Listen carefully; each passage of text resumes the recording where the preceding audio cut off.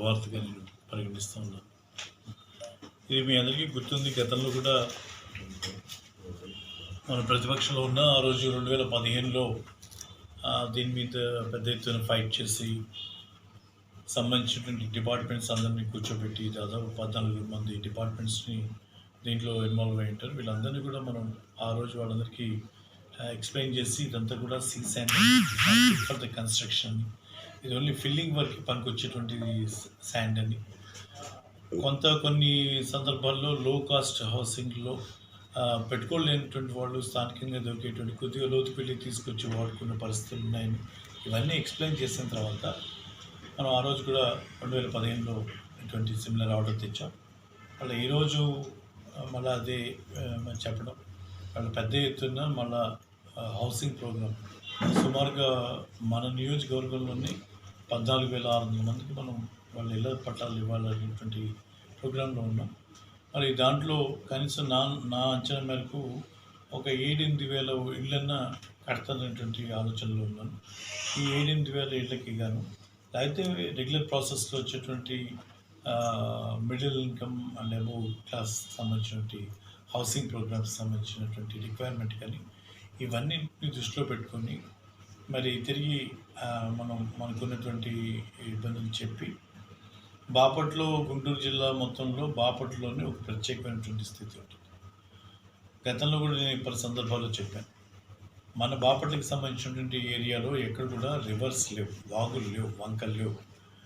ఏవైతే ఇవాళ ఇసుక మీద ఆంక్షలు వచ్చాయో ఈ ఆంక్షలన్నీ కూడా మరి సుప్రీంకోర్టు ఇచ్చినటువంటి డైరెక్షన్స్ని దృష్టిలో పెట్టుకొని రివర్ బెడ్ సేఫ్టీని దృష్టిలో పెట్టుకొని చేసినటువంటి పర్యావరణం మీద ఉన్నటువంటి సమతుల్యాన్ని దెబ్బతింటూ ఉన్నటువంటి వాదన మీద ఇవన్నీ కూడా దృష్టిలో పెట్టుకొని సుప్రీంకోర్టు ఇచ్చినటువంటి ఆర్డర్స్ని ఇంప్లిమెంటేషన్ చేసేటువంటి క్రమంలో వచ్చినటువంటి ఆంక్షలు అవన్నీ కూడా రివర్ శాండ్కి సంబంధించింది తప్పించి బుసకకి సంబంధించింది కాదు అని చెప్పి మనం చేసిన వాదనని అంగీకరిస్తూ తిరిగి వాళ్ళ గౌరవ కలెక్టర్ గారు బాపట్లకి సంబంధించినటువంటి మరి దీంట్లో యాక్చువల్గా పిట్లవన్పల్లి మండలం మిస్ అయింది, తప్పకుండా దాన్ని కూడా తీసుకొని వస్తాం. బాపట్ల, కర్రపాలెం, బాపట్ల మండలం అని పెట్టారు. పిట్లవన్పల్లి మండలం కూడా ఇంక్లూడ్ అవుతుంది. బై మిస్టేక్ అది జరిగింది అనుకుంటా ఉన్నాను. సో మన బాపట్లకి సంబంధించి ఎక్కడ కూడా ఫిల్లింగ్ శాండ్ మీద పుసక కానీ అది నల్లమట్టి కానీ ఏదైనా సరే వాటికి సంబంధించినటువంటి ట్రాన్స్పోర్టేషన్ల మీద ఎటువంటి ఆంక్షలు ఇబ్బందులు ఇస్తూ ఉన్నాను. ఇది మీ అందరికీ గుర్తుంది. గతంలో కూడా మన ప్రతిపక్షంలో ఉన్న ఆ రోజు 2015లో దీని మీద పెద్ద ఎత్తున ఫైట్ చేసి సంబంధించినటువంటి డిపార్ట్మెంట్స్ అందరినీ కూర్చోబెట్టి దాదాపు 14 మంది డిపార్ట్మెంట్స్ని దీంట్లో ఇన్వాల్వ్ అయి ఉంటారు. వీళ్ళందరినీ కూడా మనం ఆ రోజు వాళ్ళందరికీ ఎక్స్ప్లెయిన్ చేసి ఇదంతా కూడా సీ శాండ్ అని, it is not fit for the construction, ఇది ఓన్లీ ఫిల్లింగ్ వర్క్ పనికొచ్చేటువంటి శాండ్ అని. కొన్ని సందర్భాల్లో లో కాస్ట్ హౌసింగ్లో పెట్టుకోలేనటువంటి వాళ్ళు స్థానికంగా దొరికేటువంటి కొద్దిగా లోతు పెళ్లి తీసుకొచ్చి వాడుకున్న పరిస్థితులు ఉన్నాయని ఇవన్నీ ఎక్స్ప్లెయిన్ చేసిన తర్వాత మనం ఆ రోజు కూడా 2015లో ఇటువంటి సిమిలర్ ఆర్డర్ తెచ్చాం. మళ్ళీ ఈరోజు మళ్ళీ అదే చెప్పడం, వాళ్ళు పెద్ద ఎత్తున మళ్ళా హౌసింగ్ ప్రోగ్రామ్ సుమారుగా మన నియోజకవర్గంలోని 14,600 మందికి మనం వాళ్ళ ఇళ్ళ పట్టాలు ఇవ్వాలనేటువంటి ప్రోగ్రాంలో ఉన్నాం.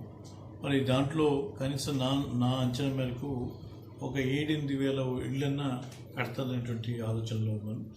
ఈ 7,000-8,000 ఇళ్ళకి గాను అయితే రెగ్యులర్ ప్రాసెస్లో వచ్చేటువంటి middle income and above class సంబంధించినటువంటి హౌసింగ్ ప్రోగ్రామ్స్ సంబంధించినటువంటి రిక్వైర్మెంట్ కానీ ఇవన్నీ దృష్టిలో పెట్టుకొని మరి తిరిగి మనకున్నటువంటి ఇబ్బందులు చెప్పి బాపట్లో, గుంటూరు జిల్లా మొత్తంలో బాపట్లోనే ఒక ప్రత్యేకమైనటువంటి స్థితి ఉంటుంది. గతంలో కూడా నేను పలు సందర్భాల్లో చెప్పాను, మన బాపట్లకి సంబంధించినటువంటి ఏరియాలో ఎక్కడ కూడా రివర్స్ లేవు, వాగులు లేవు, వంకలు లేవు.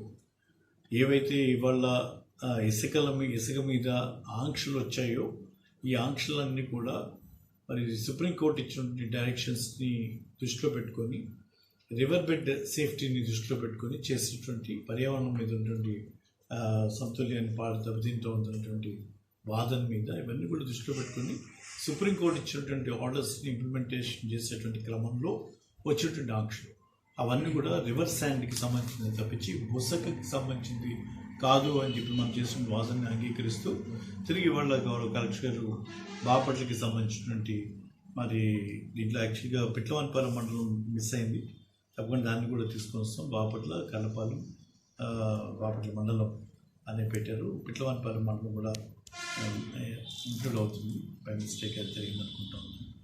సో మన బాపట్లకి సంబంధించి ఎక్కడ కూడా ఫిల్లింగ్ శాండ్ మీద పుసక కానీ అది నల్లమట్టి కానీ ఏదైనా సరే వాటికి సంబంధించినటువంటి ట్రాన్స్పోర్టేషన్ల మీద ఎటువంటి ఆంక్షలు లేవు, ఇబ్బంది లేవు. అక్కడ ఉన్నటువంటి సంబంధించినటువంటి సచివాలయంలో మీకు దానికి సంబంధించినటువంటి పత్రాలను చూపించి రైతులకు సంబంధించినటువంటి డాక్యుమెంట్ కాపీ ఒకటి ఇచ్చి దాన్ని వాళ్ళు క్వాంటిఫై చేసి ఎంత తీసుకెళ్తున్నారు అనే దాని మీద వాళ్ళు అక్కడ వాళ్ళు డబ్బులు కట్టించుకొని అంటే ట్రాక్టర్కి వచ్చి సుమారుగా ఒక 180 రూపాయలు ఒక ట్రాక్టర్ లోడ్కి అవుతుంది. దాన్ని మీరు ఆ డబ్బులు సచివాలయంలో చేసి వేబిల్స్ తీసుకొని వేబిల్స్ ద్వారా ఎక్కడి నుంచి ఎక్కడికి ట్రాన్స్పోర్ట్ అవుతుందని రాసిస్తారు. దయచేసి దాన్ని అందరూ కూడా పాటించవలసింది కోరుకుంటున్నాను. గతంలో మనం ఇంప్లిమెంట్ చేసినప్పుడు కూడా కొన్ని కంప్లైంట్లు వచ్చేవి. ఏదో ఒక 10 బిల్స్ తీసుకొని ఒక 20 ట్రిపులు తోడుకున్నటువంటి పరిస్థితులు మనం గతంలో అబ్జర్వ్ చేస్తాం. దయచేసి అలా చేయొద్దు. మనం ఇచ్చేటువంటి ఆదాయం మన ప్రాంత అభివృద్ధి కోసమే, మన పంచాయతీల అభివృద్ధి కోసమే, మన ప్రాంతానికి సంబంధించింది.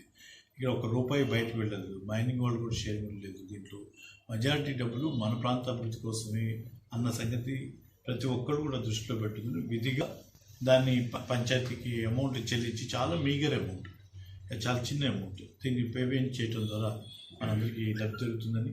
నిన్నటిదాకా బ్లాక్లో అమ్ము రహస్యంగా తెచ్చాము 2000 4000 అమ్మిన పరిస్థితి చూసాం. ఫస్ట్ వాళ్ళు కొన్నారు కూడా.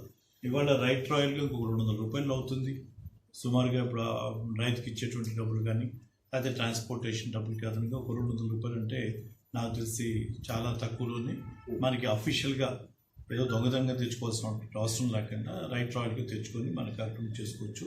But at the same time నేను స్థానికంగా మన వాళ్ళందరినీ కూడా నేను కోరుకునేది ఏంటంటే దీని మీద కొంత పత్రికా ముఖంగా మిమ్మల్ని కూడా నేను కోరుకుంటా ఉంది, అవేర్నెస్ తీసుకురావాల్సిన అవసరం ఉంది.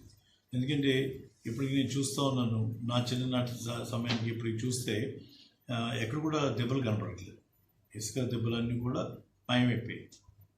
గతంలో సర్వి లేకపోతే తాటి తోపులు ఉండేటువంటి ఆ ప్రదేశాలన్నీ మాయమైపోయాయి. ఇవాళ అన్నీ కూడా కనీసం వేరుశనగ వేసేటువంటి మెట్ట ప్రాంతాలు కూడా మాగాణి ఇచ్చేందుకు కింద మారిపోతుంది. అంటే ఒక అడుగు 2 అడుగులు 3 అడుగులు తీసి దాన్ని మాగాణి చెల కింద మార్చుకొని అడుగుతో వచ్చేటువంటి ఇసుక బస్సును కూడా కొంతమంది రైతులు కొంచెం తొందరపాటు చర్యలు తీసుకుంటూ ఉన్నారు. దాన్ని మనం తగ్గించాల్సిన అవసరం ఉంది. మనం సముద్రానికి దగ్గరగా ఉన్నాం, ఆ స్పృహ మనం కోల్పోకూడదు. వీలైనంత జాగ్రత్తగా ప్రతి ఒక్కళ్ళు ఉండాల్సిన బాధ్యత ఉంది. ఎందుకంటే అవసరానికి మించి మనం ఆ లోతుకు వెళ్ళి తవ్వడం ద్వారా సముద్రం నీళ్ళు లోపలికి చొచ్చుకొచ్చి గ్రౌండ్ వాటర్ పొల్యూట్ అయ్యేటువంటి ప్రమాదం ఉంటుంది. కాబట్టి దీన్ని దయచేసి ప్రతి ఒక్కరు కూడా అర్థం చేసుకోండి. రివర్ శాండ్ మాత్రమే వినియోగించాలి కన్స్ట్రక్షన్ కోసం. మనకి దాన్ని వీలైనంత ఎక్కువగా అందుబాటులో తేవడానికి తీసుకోవాల్సిన చర్యలన్నీ తీసుకుంటాం. ఫిల్లింగ్ కోసం మటుకు దీన్ని వాడుకోండి. దీంతో పాటుగా ప్రత్యామ్నాయంగా క్రషర్ డస్ట్ కూడా వాడటం అలవాటు చేసుకుంటే మంచిది. దాని ద్వారా మీరు గమనిస్తే కనపడేటువంటి కొద్దిగా కాస్ట్ అయితే అవుతుందేమో, కానీ కనపడేటువంటి ఇంకొక కనపడిన లాభం ఏంటంటే పందికొక్కులు కానీ ఎలకలు కానీ అవి తోల్చలేవు క్రషర్ డస్ట్ యూజ్ చేయడం ద్వారా. ఇళ్ళకి ఎవరైనా కొద్దిగా ఎఫర్ట్ చేయగల వాళ్ళు ఉంటే కనుక నేను personally feel as a class 1 contractor crusher డస్ట్కి వెళ్ళడం అనేది దట్స్ ద బెస్ట్. ఇంటి బయట మనం మొక్కలు అవి పెట్టుకునే దగ్గర ఇది వాడుకున్నా, ఇంటి లోపల మన ప్లింత్లో ఫీల్ చేసేది మటుకు క్రషర్ డస్ట్ వాడుకుంటే కింద పునాదుల్లో మన దీంట్లో మన ఫ్లోరింగ్ దిగిపోవటాలు కానీ పందికొక్కులు తొలిచేసి కూర్చున్నటువంటి వీటన్నింటికి కూడా చాలా ఉపయోగంగా ఉంటుంది. కాబట్టి కొంచెం ఎఫర్ట్ చేయగల వాళ్ళు ప్రతి వాళ్ళు కూడా క్రషర్ డస్ట్కి ప్లింత్లో వాడుకోండి.